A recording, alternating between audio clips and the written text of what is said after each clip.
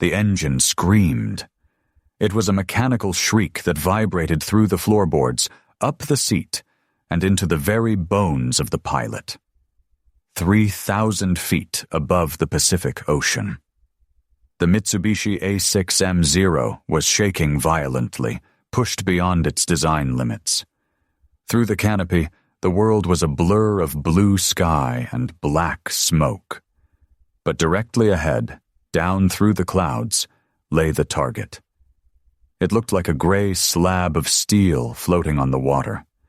An American aircraft carrier. The pilot tightened his grip on the stick. His knuckles were white. He was 21 years old. He was not carrying a parachute. He was the bomb.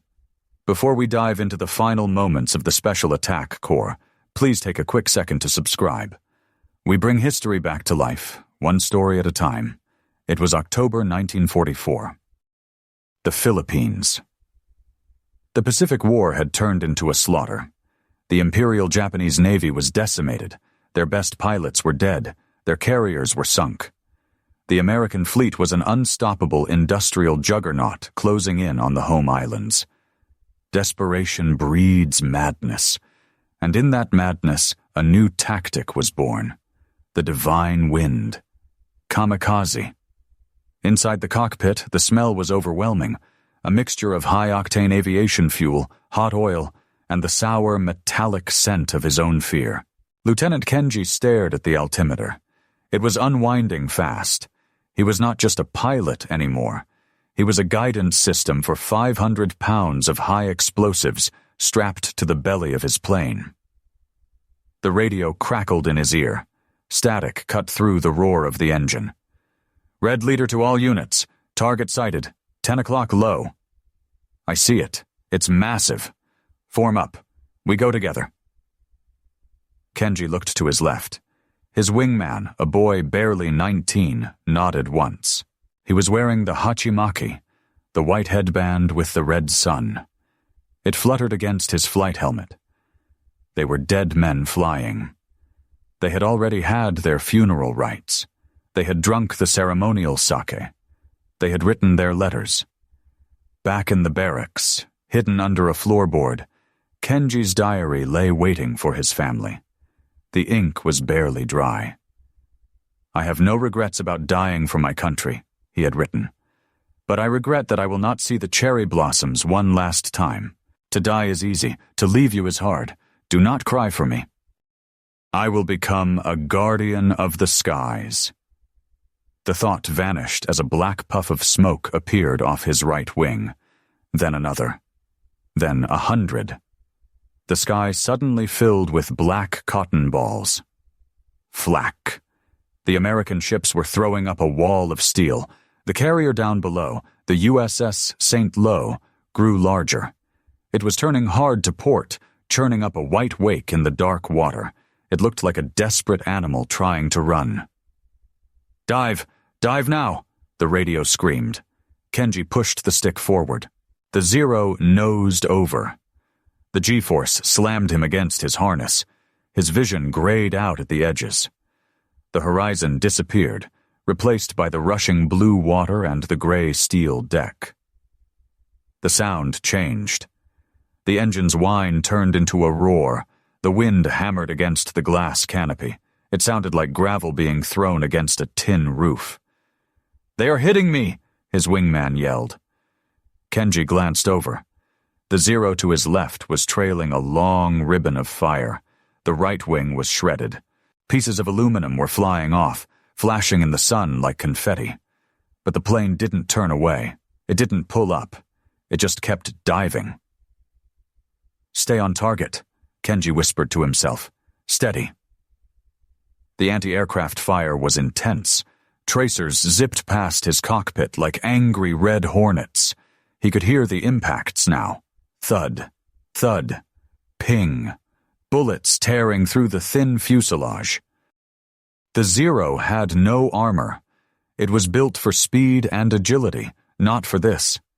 Every bullet that hit felt like a hammer blow to his own body. A 40mm shell exploded directly in front of him. The shockwave rattled his teeth. Oil splattered across the windshield, obscuring his view. He frantically wiped the inside of the glass with his gloved hand, but the oil was on the outside. He had to fly by instinct. He had to fly by the shape of the shadow looming below. "For the Emperor!" someone screamed over the radio. A massive explosion erupted on the water's surface. A geyser of white water shot up 300 feet. A miss. One of his squadron had dove into the sea. A wasted life. Kenji felt a cold sweat running down his back. The heat in the cockpit was suffocating. He was breathing in sharp, shallow gasps. His heart hammered against his ribs like a trapped bird. This was the moment of truth. The psychological weight was crushing. He wasn't fighting an enemy pilot. He was fighting his own survival instinct. Every nerve in his body screamed at him to pull up, to live. He remembered the words of his flight instructor, Vice Admiral Onishi, the father of the kamikaze.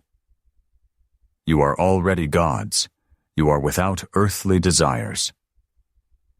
"But I do have desires," Kenji thought. "I want to live." Another quote from his diary flashed in his mind. "They tell us we are heroes, but I feel like a machine part. A rivet to be used and discarded. Is this courage, or is this just the only road left?" Suddenly, the stick went dead in his hand. The hydraulic line was severed. The plane lurched to the right. He was losing control. The carrier was filling his entire field of view now. He could see the tiny figures of men running across the flight deck. He could see the white stars painted on the wings of the American planes parked there. He fought the controls. He slammed his boot onto the rudder pedal. He grabbed the stick with both hands and wrenched it back. The plane shuddered, groaning under the stress. It leveled out, just for a second. He was 500 feet above the water, too low to dive. He was coming in at a shallow angle, straight for the side of the ship. "Hey, you! Can you hear me?" The voice on the radio was faint. It was his wingman again. "I can hear you. My controls are gone. I am going in." Kenji watched in horror and awe. The burning zero ahead of him rolled inverted. It was a maneuver of desperate skill. Upside down, trailing fire, the plane smashed into the flight deck of the carrier. A fireball erupted. It was orange and black, rolling outward like a blooming flower of hell. The shockwave hit Kenji's plane a second later, tossing him like a leaf in a storm. Debris rained down. Pieces of the ship. Pieces of the plane. Pieces of the pilot. The sight broke something inside him. The fear evaporated. It was replaced by a cold, crystal-clear focus. He was the last one left. He lined up the carrier's bridge. The island structure rose up like a castle tower. That was the brain of the ship. If he hit that, he killed the command. The tracers were thick now. It looked like he was flying into a tunnel of neon lights. The glass of his canopy shattered. A shard of plexiglass sliced his cheek. He didn't feel it. The wind roared into the cockpit, deafening him. He pushed the throttle to the firewall. Maximum power. The engine whined, reaching a pitch that sounded human. 300 yards. He could see the faces of the gunners in the tubs along the side of the ship. They were firing everything they had. They were terrified. They were looking at a man who had accepted death. 200 yards. "Mother," he whispered, "forgive me." The bullets walked up the nose of his plane. They shredded the propeller. The engine seized, coughing out black smoke. But the momentum was enough. He was a missile now. Gravity and inertia were his only pilots. He closed his eyes in the final second. The impact was not a sound. It was an erasure. The Mitsubishi Zero slammed into the starboard side of the carrier, just below the flight deck. The 500-pound bomb detonated instantly. The explosion punched a hole through 3 decks of steel. Aviation fuel from the plane ignited, spraying liquid fire into the hangar bay below. Inside the ship, it was an inferno. Men were vaporized instantly. Others were thrown against bulkheads by the concussion. The smell of burning paint and melting rubber filled the corridors. On the flight deck, the chaos was absolute. Sirens wailed. Sailors dragged hoses toward the smoke. "Get the water on it! Get the water!" "It's not going out. The fuel is everywhere! Check for survivors! Check the impact zone!" There were no survivors in the plane. There was nothing left to find. The pilot, the diary, the fear, the memories, all of it was gone. Turned into ash and twisted metal. By the time the fires were out, hours later, the toll was grim. Dozens of American sailors were dead or wounded. The ship was listing. The psychological toll was even worse. The Americans had faced bravery before. They had faced fanaticism. But they had never faced a weapon that could think, react, and chose to die. One American sailor wrote home about that day. "I saw him coming. He didn't waver. Not for a second. It wasn't war anymore. It was a nightmare. How do you fight an enemy who wants to die more than he wants to kill you?" The kamikaze attacks continued for months. Thousands of young men, many of them university students with bright futures, were poured into the cockpit of the Zero. They were given a few weeks of training. They were given a plane that could barely fly. And they were told they were gods. According to historical records, approximately 3,800 Japanese pilots died in these suicide attacks. They sank or damaged over 400 Allied ships. It was the most efficient anti-ship tactic of the war, statistically speaking. But it didn't change the outcome. It only added to the mountain of corpses.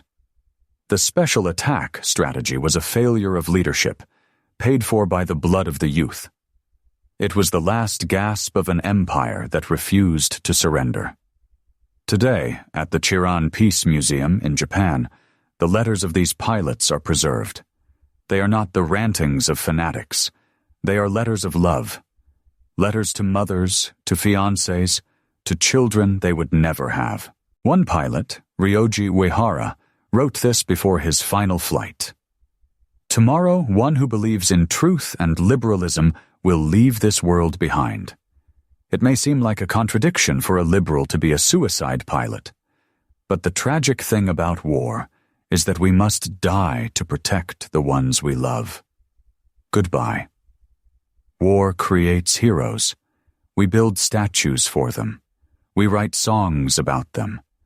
But war also creates shadows. It creates moments where humanity is stripped away, leaving only the raw, terrifying mechanic of death. The kamikaze pilots were not missiles. They were men. And that is the most terrifying truth of all. If you want to hear more forgotten stories of the people who lived and died through the chaos of WWM, subscribe. This channel exists to bring their voices back.